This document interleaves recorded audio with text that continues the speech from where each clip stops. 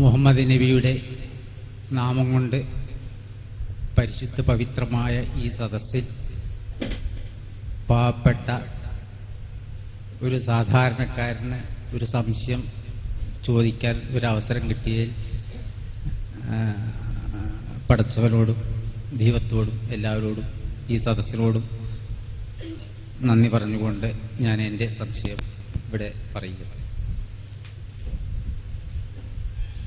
ഇസ്ലാം മതത്തിലെ ഒരു കാര്യം എന്താ വെച്ചാൽ ചോദിക്കുകയാണ്, ഒരു സംശയമാണ് ചോദിക്കുന്നത്. അത്ര അറിവോ പണ്ഡിതനോ അല്ലെങ്കിൽ ഒരു മതപരമായിട്ടൊരു ഹൈന്ദവ വിശ്വാസിയാണ്. എൻ്റെ പേര് രാമൻകുട്ടി, നിലമ്പൂർ വാസിയാണ്. അപ്പോൾ ഇതുപോലെയുള്ള ഈ ഒരു സദസ്സ് ഇവിടെ വന്നപ്പോൾ ഞാൻ ഇവിടെ കയറി. അപ്പോൾ ഈ അന്തരീക്ഷം കണ്ടു ഇവിടെ കയറി. ഇത് കേൾക്കാൻ എനിക്ക് വലിയ സന്തോഷമാണ്. ഞാൻ സാധാരണ ബൈബിളും കാര്യങ്ങളും ഇസ്ലാം മതത്തിനെ പറ്റിയും ക്രിസ്തു മതത്തിനും എല്ലാ മതങ്ങളോടും ആദരവുള്ളവനുമാണ് ഞാൻ.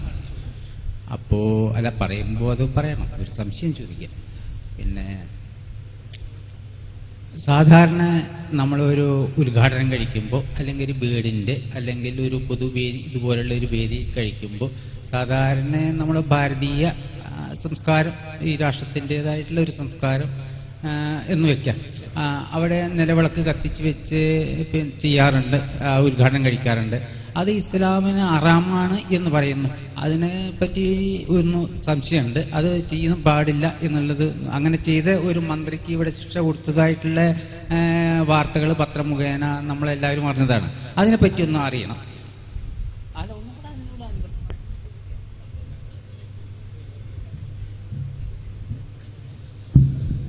ബഹുമാന്യനായ സഹോദരൻ രാമൻകുട്ടിയുടെ ചോദ്യം ഈ ഭാരതീയ സംസ്കാരത്തിൻ്റെ ഒരു ലക്ഷണമായ നിലവിളക്ക് കത്തിക്കുന്നതിനെ കുറിച്ച് ഇസ്ലാമികമായ വീക്ഷണമാണ്. ചോദ്യത്തിൻ്റെ സംക്ഷിപ്ത അതാണെന്നാണ് ഞാൻ മനസ്സിലാക്കുന്നത്. ബഹുമാന്യ സുഹൃത്ത് മനസ്സിലാക്കേണ്ട ഒരു അടിസ്ഥാനപരമായ കാര്യം, മുഹമ്മദ് നബിയുടെ അനുഗ്രഹം കൊണ്ട് ധന്യമായ ഒരു സദസ്സ് എന്ന് പറയുന്നതിനേക്കാൾ, അല്ലെങ്കിൽ അങ്ങനെയല്ല ഇസ്ലാമികമായ വിശ്വാസം ഇസ്ലാം പഠിപ്പിക്കുന്നത്. മറിച്ച് മുഹമ്മദ് നബി എന്നോ ലോകത്തെ എവിടേക്കെങ്കിലും കടന്നു വന്ന പ്രവാചകന്മാർ എന്നോ വ്യത്യാസമില്ലാതെ എല്ലാ പ്രവാചകന്മാരെയും പറഞ്ഞയച്ച സർവലോക രക്ഷിതാവായ തമ്പുരാൻ, ആ സർവലോക രക്ഷിതാവായ തമ്പുരാന്റെ അനുഗ്രഹാശിസ്സുകൾക്ക് വേണ്ടി യാചിക്കുന്ന മനസ്സുകളുള്ള ഈ സദസ്സ് എന്ന് പറയുന്നതായിരിക്കും ശരി എന്നെനിക്ക് തോന്നുന്നു. ഇനി എന്താണ് ഇവിടെ നിലവിളക്കിനോട് ഇസ്ലാമിനുള്ള വിരോധം? വിളക്കിനോട് ഇസ്ലാമിന് ഏതായാലും വിരോധമില്ല. അങ്ങനെ വിരോധം ഉണ്ടെങ്കിൽ ഇസ്ലാമിന് നിലനിൽക്കാനും കഴിയില്ല. കാരണം ഇലക്ട്രിക് ലാമ്പ് കണ്ടുപിടിച്ചിട്ട് കുറച്ച് കാലമായിട്ടുള്ളൂ. അതിനു മുമ്പ് നമ്മളെല്ലാവരും ഉപയോഗിച്ചതാണ് വിളക്ക്. ആ വിളക്കിനോട് ആർക്കെങ്കിലും വല്ല വിരോധമുണ്ടോ? ഒരു വിരോധമില്ല. പിന്നെ എന്താ നിലവിളക്ക്? നിലവിളക്കിന്റെ ആകൃതിയോടോ അല്ലെങ്കിൽ നിലവിളക്കുണ്ടാക്കിയ ആ ഓടിനോടോ അല്ലെങ്കിൽ നിലവിളക്കുണ്ടാക്കിയ അതിൻ്റെ ആ നിർമ്മാതാവിനോടോ ഒന്നും തന്നെ നമുക്ക് ആർക്ക് യാതൊരു വിരോധമല്ല. പിന്നെ എന്താണ് പ്രശ്നം? നിലവിളക്ക് കത്തിച്ച് ഉദ്ഘാടനം ചെയ്യണമെന്ന് തീരുമാനിക്കുവാൻ കാരണം എന്താണ്? അവിടെ നിന്നാണ് പ്രശ്നത്തിന്റെ വേര് സ്ഥിതിക്കുന്നത്. നിലവിളക്ക് കത്തിച്ച് ഉദ്ഘാടനം ചെയ്യണമെന്ന് തീരുമാനിക്കാൻ കാരണം ഭാരതീയമായ ഒരു ആചാരമാണ് നിലവിളക്ക് കത്തിക്കൽ. ഈ ഭാരതീയമായ ആചാരം എവിടെ നിന്നുണ്ടായതാണ്? ഭാരതത്തിലെ അഗ്നി ആരാധനയുമായി ബന്ധപ്പെട്ട സങ്കല്പങ്ങളിൽ നിന്ന് ഉണ്ടായി വന്നിട്ടുള്ളതാണ് ഈ ആചാരം. അവിടെയാണ് പ്രശ്നം.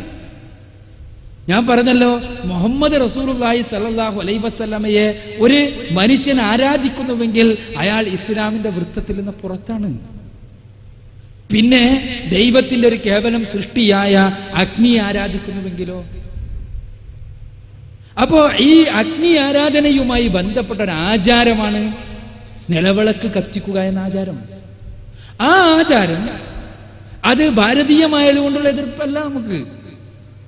അത് അറേബ്യയിൽ ഉണ്ടായിരുന്ന ആചാരമാണ്. അഗ്നി ആരാധകന്മാരായ പാർസികൾ ഉപയോഗിച്ചിരുന്ന ആചാരം. ഇന്നും പേർഷ്യയിലുള്ള അഗ്നി ആരാധകന്മാർ പാർസികൾ അവര് പാർസി മതത്തിന്റെ ആളുകൾ, സെന്റ് അവസ്ഥയുടെ കീഴിൽ ജീവിതം നയിച്ചു കൊണ്ടിരിക്കുന്ന ആളുകൾ, പാർസികൾ എന്ന് സ്വയം വിളിക്കുന്ന ആളുകൾ, അവർ അഗ്നി ആരാധനയുമായി ബന്ധപ്പെട്ട കർമ്മങ്ങൾ ചെയ്യുന്നുണ്ട്. അവർ ഭാരതീയമെന്നോ വിദേശീയമെന്നോ ഉള്ള വ്യത്യാസമല്ല ആ വിഷയത്തിലുള്ളത്.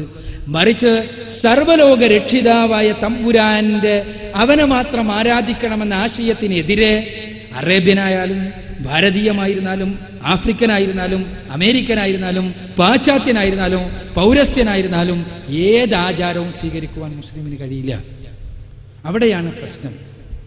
അവിടെ അഗ്നി ആരാധനയുമായി ബന്ധപ്പെട്ട ഒരാചാരമാണിത് എന്നുള്ളത് കൊണ്ട്, സൃഷ്ടിപൂജ ആണ് ഈ ആരാധനയുടെ അടിത്തറ എന്നുള്ളത് കൊണ്ട്, ഈ കർമ്മത്തിന്റെ അടിത്തറ എന്നുള്ളത് കൊണ്ട് മാത്രമാണ് പ്രശ്നം.